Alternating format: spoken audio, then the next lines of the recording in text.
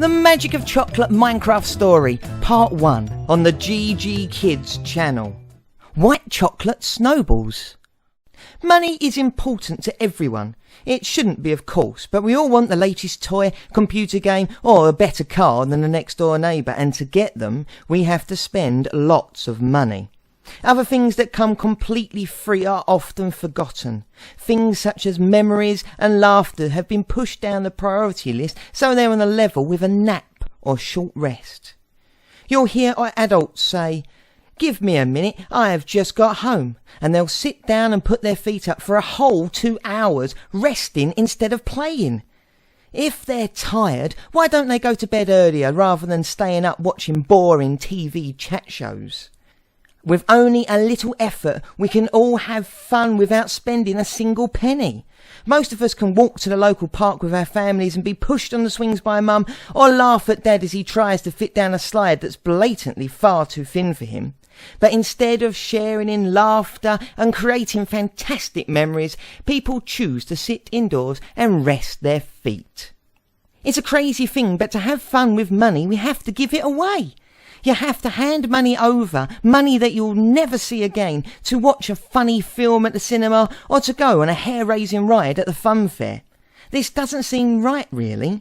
Our parents work hard for hours on end, sometimes right through the night, to get money that's just given away, swapped for enjoyment. Well, what if we made money itself exciting so we could have fun with it rather than by spending it? What if money was bright red, green and yellow with sparkly glitter dazzling in the sunlight rather than drab, screwed up pieces of paper and dirty old coins? What if there were games on the side of notes and the coins were cut into pieces of an enormous jigsaw with a mind-blowing prize for putting it all together?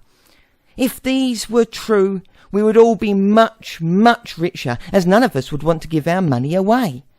Oh, yes. Money is dull and boring, but it hasn't always been that way. Around 500 years ago in Mexico, there lived a group of people called the Aztecs, who understood how to make money interesting. They used coca beans for their money instead of mundane notes and coins. Coca beans are the main ingredient used to make chocolate, so really, their money was chocolate. Imagine going to the local shops to buy a newspaper. "Oh, that's 2 squares of chocolate, please," the shopkeeper would say, and you would break off the pieces from a chocolate bar kept in your pocket. A car would be worth 1,000 chocolate squares. A house would be worth 1,000,000. Your pocket money would be given to you in chocolate. Banks wouldn't be quiet, murky places like they are now, with boring employees who believe it's rude to smile. They would be full to the brim with delicious, creamy chocolate. Exciting and fun people would want to work there, and they would get those waiting in line to conga around the building. Music would blare out from large speakers hung high on brightly decorated walls, and the air would be filled with shimmering bubbles dancing around to the music's beat. Oh, yes, we would all have loved to have been Aztecs. Apart from the human sacrifices where random people were killed to keep the gods happy, they had it right. They certainly loved their chocolate. This is Jay. Jay loves chocolate just as much as the Aztecs used to. His favourite form is chocolate cookies. He loves them so much that between the ages of 5 and 7, he ate nothing else. Chocolate cookies for breakfast, chocolate cookies for lunch, chocolate cookies for dinner, and a little chocolate cookie snack before bedtime. In the end, his mum and dad had to calm him down. "Too much chocolate is very bad for you," they told him. But they were very kind parents who didn't want to stop Jay eating his favourite food, so they came up with a plan. From then on, after dinner, and only if he's eaten all of his vegetables, they allowed him to have 1 chocolate cookie. Eating this small, scrumptious, creamy chocolate cookie was by far the best part of Jay's day, and he looked forward to it from the second he woke up in the morning. For a boy of 10, Jay was bright and clever, and his square face was forever alive with expression.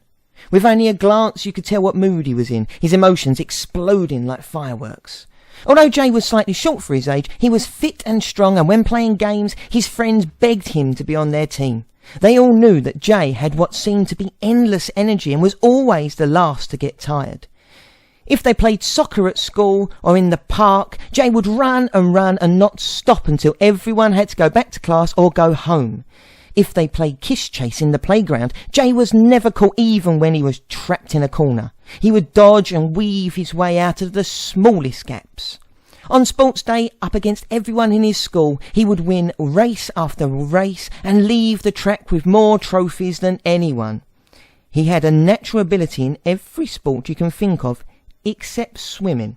Even though he had been on 2 swimming courses, he just couldn't get the hang of it. Every time he entered the pool, he sank like a stone. At school, Jay's teacher, Mrs. Miller, adored him and could often be heard saying that Jay was a born leader. Every now and then she even left Jay in charge of the whole class while she disappeared off to an important meeting or sneaked off for an adult rest. Rather than feeling jealous and angry towards Jay, the other children in his class loved it when he became their teacher, even for the boring subjects.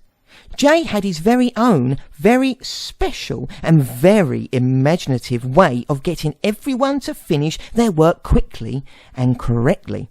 Only a few days ago, Jay and his friends walked through their classroom door and noticed a note left on the board. "Good morning, class. Jay will be teaching you for a couple of hours this morning. I'm sorry, but I have an important meeting at the bank. See you all soon, Mrs. Miller." A small smile appeared on the corner of Jay's mouth, and he put his bag down on the teacher's desk. He stood in front of the class and hurried through the boring work booklet left by Mrs. Miller. Punctuation and times table, not the most interesting of subjects. Once the work had all been finished, Jay made his way out of the classroom to raid the store cupboard of a fresh pack of paper which he shared out amongst the class. Everyone grabbed their crisp white sheet and scrunched it up into a ball. "Fight!" shouted Jay, and the class erupted into screams of laughter as the paper balls were thrown in every possible direction. They called the game Classroom Snowball, and they played it every time Jay was left in charge. His entire class imagined it was cold winter's day and the ground covered in white snow, but Jay felt differently. He didn't like snow that much, far too cold and uncomfortable. He imagined the scrunched up papers were balls of white chocolate. Oh, how he wished people had white chocolate ball fights. Although he wouldn't be throwing them around, they would all end up in his belly. "Stop!" Jay called just before Mrs. Miller was due back. The class rushed around picking up all the paper balls, hiding them in their PE kit bags. When Mrs. Miller returned, she found Jay standing up in front of the well-behaved pupils with all the work finished. "Thank you, Jay," Mrs. Miller said with a smile as he made his way back to his desk, still thinking about large white chocolate snowballs. His thoughts quickly turned to his daily chocolate cookie, which he would be enjoying later. His mouth began to water and his tummy rumbled. The Magic of Chocolate Minecraft story, based on the book The Magic of Chocolate by Samuel Connor, available at Amazon in Kindle and paperback. Please check the description for a link to the next part. Thank you so much for watching GG Kids, and we'll see you all soon. Bye!